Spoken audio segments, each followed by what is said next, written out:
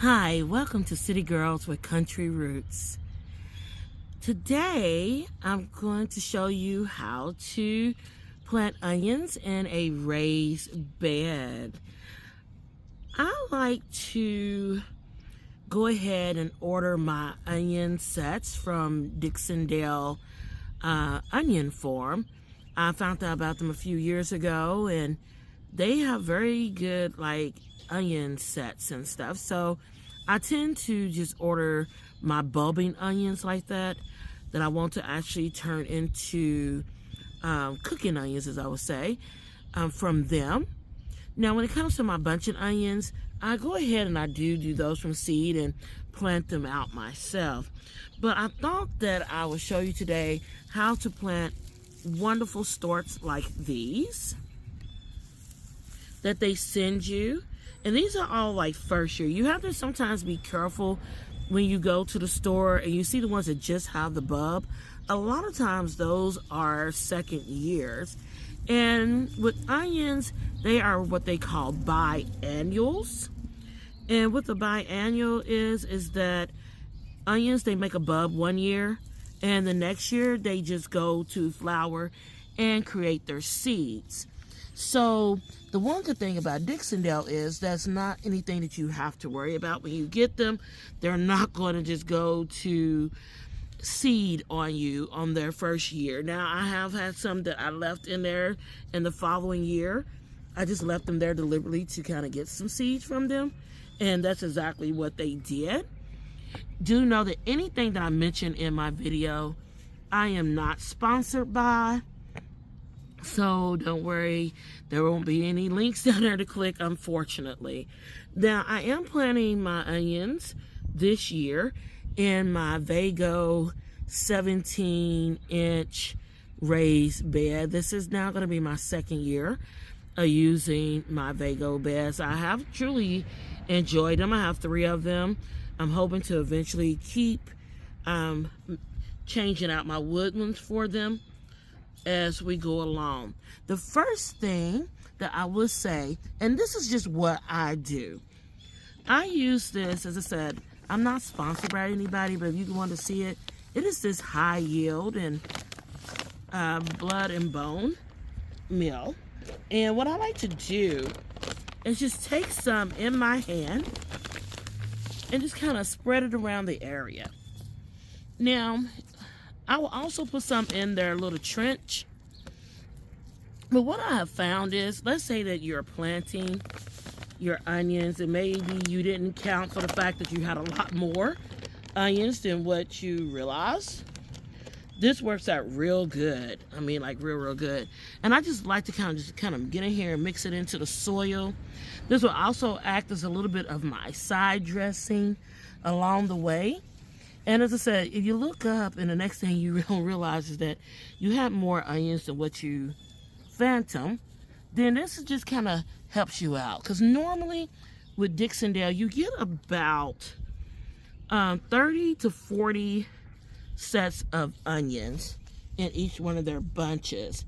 With me being here in Kentucky, we can grow the intermediate days or the long day onions. I'll say that wherever you're at, you might want to see which one grows best, because believe it or not, if you maybe try to grow a short day onion, maybe like in Michigan, it may not have enough time to bud, or you might have to set them out at a different time.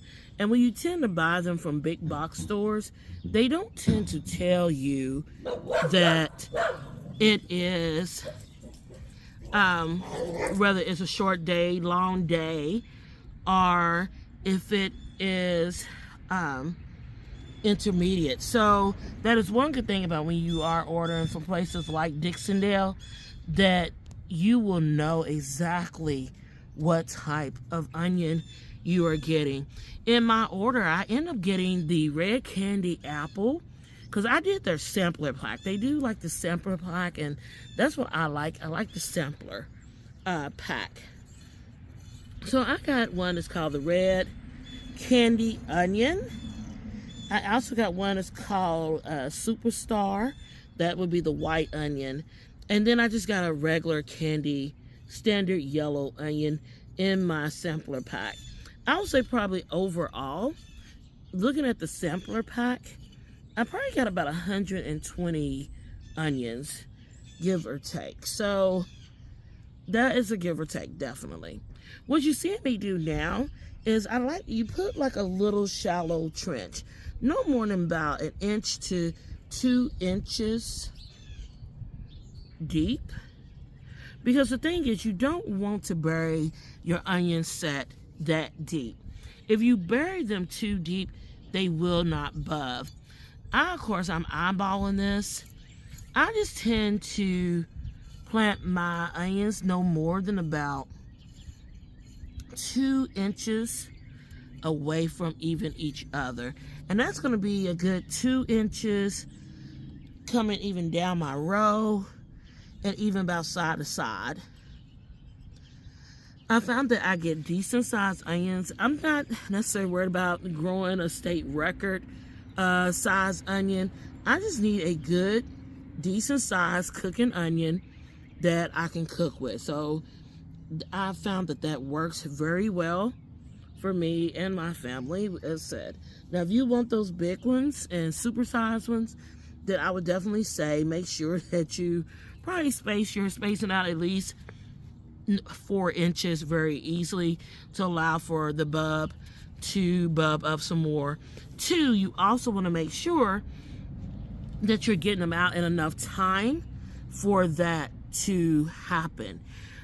Basically, your onions definitely need to be planted, I would say, at least a good 2 months before summer solstice, which usually happens in June. Because on summer solstice, that is when they're going to get the most sun, and that's when they will actually get the most bulbing done. And onions too, if you wonder why I use the bone and blood, onions they love nitrogen. And a lot of times you would think that it would be more like, phosphorus or maybe even potassium, just depending. But really, starting off, they really love nitrogen because you have to get the green stalk on them, to grow up. Because from the green stalk is how they harvest their energy to start to make that bulb. So what I like to do is come back in their trenches, and I'm just going to put a little bit more of that high yield in there. I will also water in my onions with fish. That is another thing. And 2, the first 7 days that I have transplanted these onions out here, I will automatically take and water them every day. And I do that because we need for their roots to take and, start setting up. So way they know that this is going to be their new home. They're, starting to know their atmosphere. Also, too, you want to make sure that when you're planting your onions, that wherever you're planting them definitely gets a lot of sun. Because I said they harvest how to make their bulbs a lot from that sun. So as we close up this bag, yes, don't want to have it leaking everywhere. Then what we want to do is take and mix in our fertilizer again within the trench. You never want to sit your plants, I don't care if it's onion starts or tomato plants, pepper plants, whatever, you never sit them directly dead on top of the fertilizer. So even in a raised bed, you still want to kind of remix this back in with that soil. And do note that this is going to be a long-term feeding. I will feed my onions fish along the way. I said they will get fish today, and they will get fish definitely on like that last or that 7th day feeding, because at this point in time, I need for them to definitely I need for them to start, making bulbs and adjusting and adapting. And that too, I found, helps with a little bit of their shock. So what we're going to do in order to plant these onions you want to make sure that you have your roots. And as simple as this, we're just going to take and set it right there. And so we're not going to do it too deep. And we're just going to kind of pat it in. We will repeat the same action. Now, what I do like to do is, however, I call them side mate buddies, is what I like to call them. So basically, I have the same amount of length coming across. Even though I'm in a raised bed, I still have a nice amount of width to allow that bulb to make a bulb. So it's kind of like, let's have a little set of roommates here going across. And so you don't want to plant them too deep, because if you plant them too deep, they won't make a bulb. Let's put it this way. They won't make the bulb that you're looking to get. You might get a set more of bunching onions. And I like to say, okay, versus actually getting a good bubbing onion. Because I said, if they're buried too deep, they don't know to bulb up. And we will repeat this action the whole way through. And I do this too, like the same amount of width that I have here, it's the same amount of width I have even in the rows.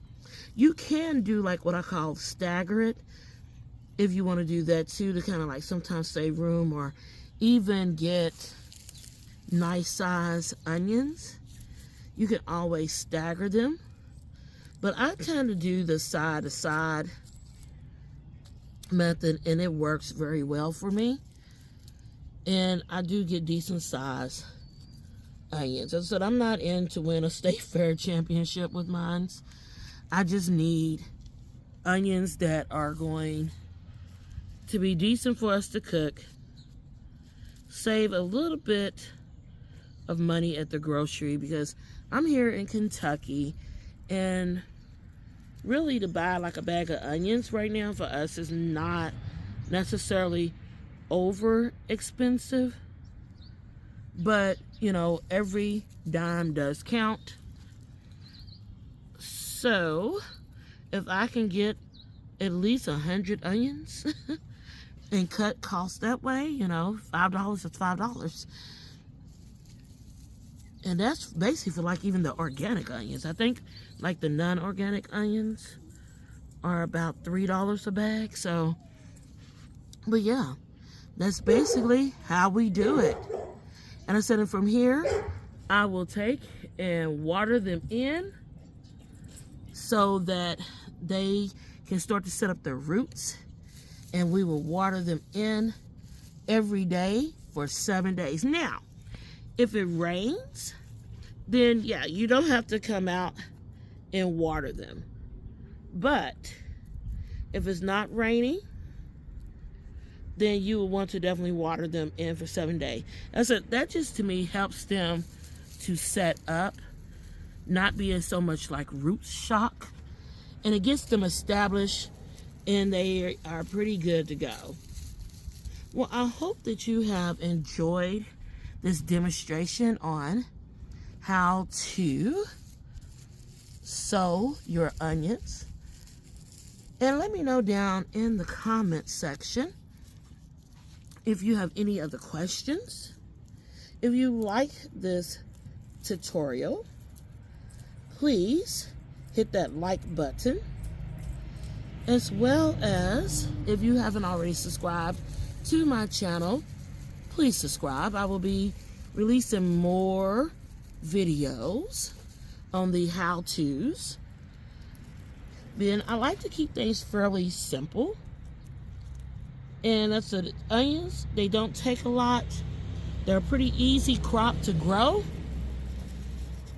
And you will be amazed at the taste of actually having homegrown onions. So yeah, I hope to see you all on my next video. Until then, go ahead, grow you some onions, grow you some vegetables, grow some love. All right, guys, see you next time. Bye.